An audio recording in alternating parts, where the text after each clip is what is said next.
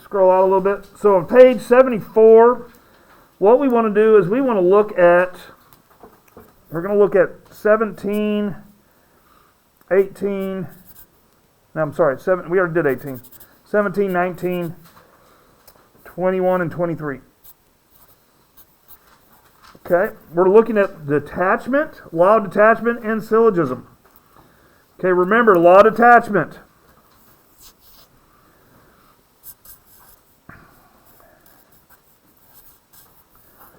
Okay, basically what the law of detachment says, if P is true, then Q is true. Okay? It doesn't say this. If P is not true, then basically it's not possible. This rule does not apply. Okay? So remember that. If P is true, then Q is true. If P is not true, then it's not possible. Okay, we did 18 and 20 already, so now we just want to do 17 and 19 real quick. And it says that you're supposed to conclude from the given what information is possible. So 17, if you pass the final, then you pass the class. Okay, that's the rule. And then they say you pass the final. What's your conclusion? Okay, it follows the rule, right? Okay, if you remember, a long time ago we did 18. It says if your parents let you borrow the car, then you will go to the movies with your friend. That's the rule. The next line is the information. You will go to the movies with your friend. What's your conclusion? Not possible. It doesn't follow the rule because the rule is only activated if your parents let you borrow the car. So we can't use it. Okay, 19. Let's look at that. Does it follow the right pattern?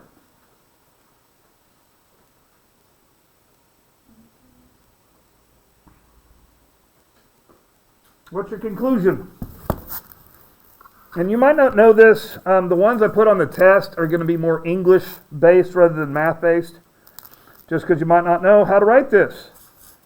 This is basically the name of a quadrilateral. Okay? So if a quadrilateral is a square, then it has 4 right angles. Quadrilateral QRST has 4 right angles. Then quadrilateral QST is a square. Is that reasonable? Yeah. All right. So there's going to be at least one of those questions asking you about law of detachment conclusion. Something about law of detachment. So we'll see. Okay, moving on down the road. Of course, when I write with a Sharpie, it wastes all kinds of paper. Let's look at law of syllogism. So that's the next couple. So let's look at that. So law of syllogism. I don't know if I'm using the mouse. That doesn't work on the camera. So we're looking at what? 21 and 23. So remember, its order matters in law of syllogism. So that's where we do P. If P, then Q. Q, then R. Then the conclusion is P, then Q. That's not right. It would be P, then R. Yeah. Okay, so that's the conclusion. So you got to make sure it follows that order. Okay, and if you can't figure out the order, take the first thing, P. This is 21. The first if is this. And then the first then is this.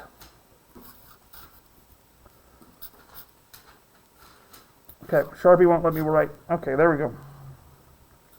Does everybody see that?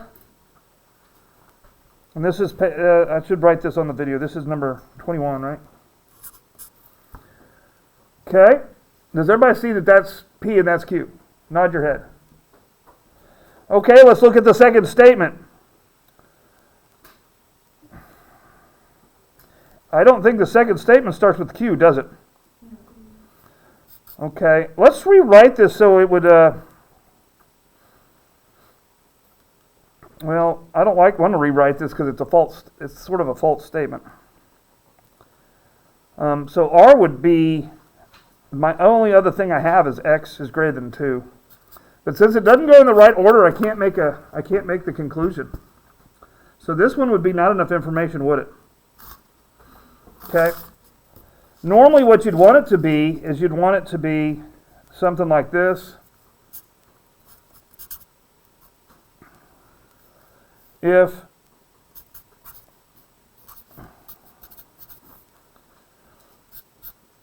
I don't know why I put a 2 there. That's what you guys were confused with. And then you'd want the next one to start out like this. If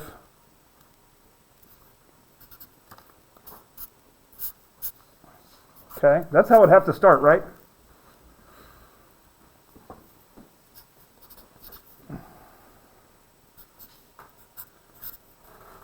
Okay. That's how it would have to start to be syllogism. I'm not going to continue this argument because the answer is confusing, so we just won't do that. Now look at 23. See if 23 works and make your conclusion for 23.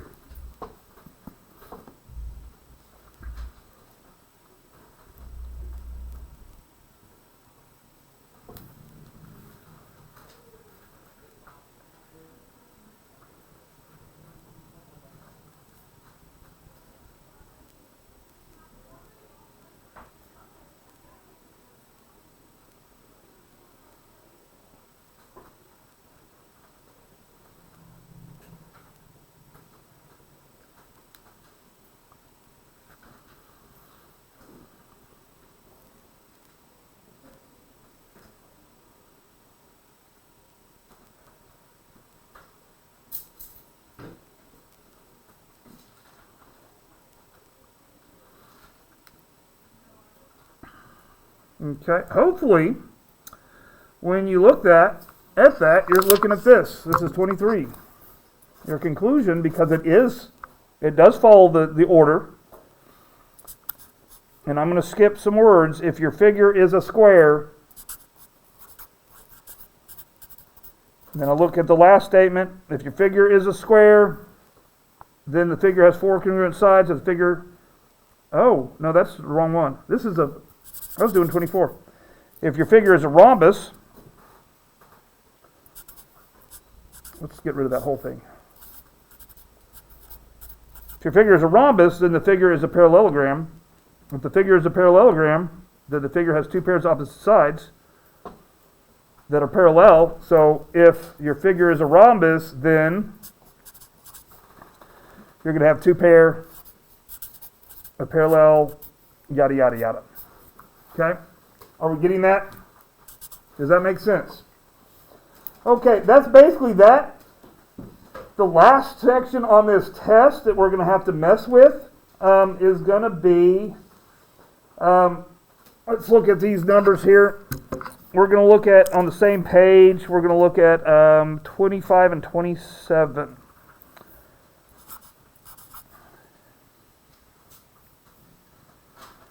So basically what you're going to have to do is you're going to have to state the law that is illustrated. So our choices are detachment, syllogism, or none of the above. That's our only choices, right?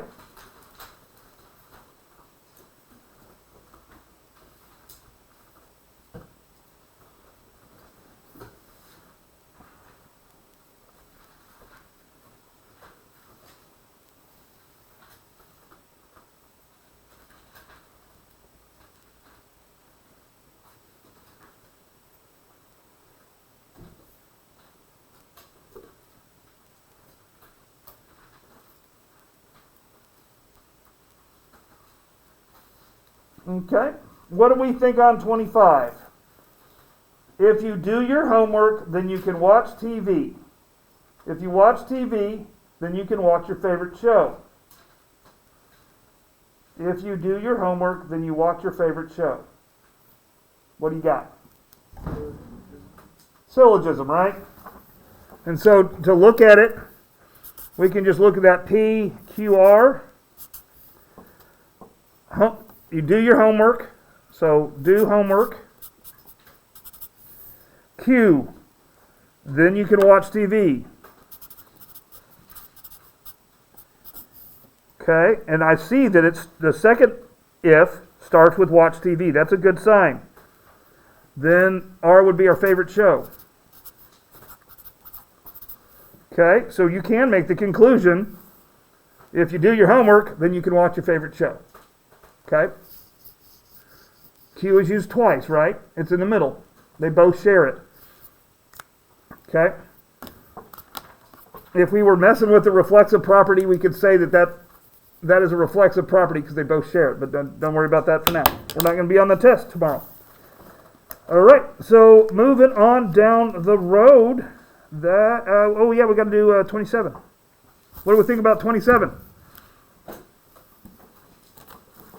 If x is greater than 12, then x plus 9 is greater than 20. That's the statement. Here's the challenge. It says x is 14. Okay. Does that make the first part or the hypothesis true on 27? Is 14 greater than 12? So if the first part's true, then it means the second part's true, so it is law of detachment. Okay? That's the test. It's going to be short, and then we're going to move on. Okay? Do we need to practice more proofs? Because we can. Do we need to practice more writing of if-then statements? You're going to have to study converse, inverse, contrapositive. You're going to have to study law of detachment and law of syllogism. This is not something you can get a cheat sheet for. You've got to study it. Okay? How long is it going to take us to study? An hour? You only got to study how many vocabulary words? 6? 6 vocabulary words. The properties for the proofs. Do we need a list of those, or can we remember addition property, subtraction property, because it's just going to be those properties, right? Okay, so really you're going to study 6 things. I would study about 5 minutes tonight, unless you're really stuck on it, and then I'd probably study right before I get to class, because I probably am not going to start the test right away. Make sure you keep those straight. Remember, converse. I think of basketball players. I think of the Converse shoes. I think they switch hands. They switch sides. They do that kind of stuff. Inverse.